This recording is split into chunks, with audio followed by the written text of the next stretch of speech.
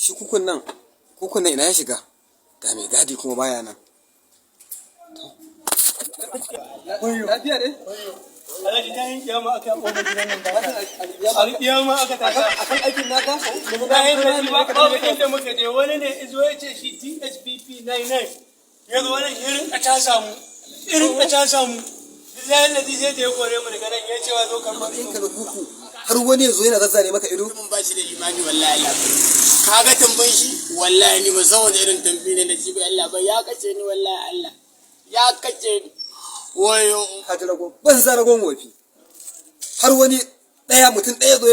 ku biyu duba ku ka gani uka kawai abinci na kuke ci a banza a ni Allah bai sai da nace ka siya mana bindiga ko kuma barandami ba abin ka bindiga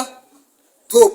bindiga tun 1876 lokacin da na rike bindiga lokacin ba a haife ku ba ku kananan yan iska ne ma ashe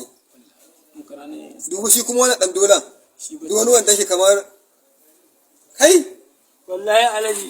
mutumin nan daga lahira izo a zara'in lahira ne ya rinka koli mutumin nan da ya zo Alhaji a lahira ike aiki nan ya rinka koli da mu ba wanda ya kwace mu da kyar muka sha Alhaji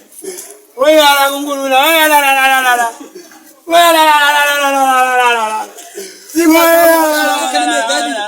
haka za a zo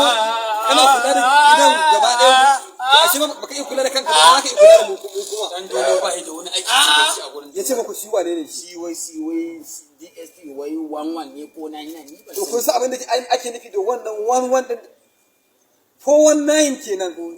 amma da ke ku gida kuma ne ba ku fahimta abin da yake nufi ba zan yi magana aiji shi ai shi aiji ya san wane ne ko ba kan aiki aiji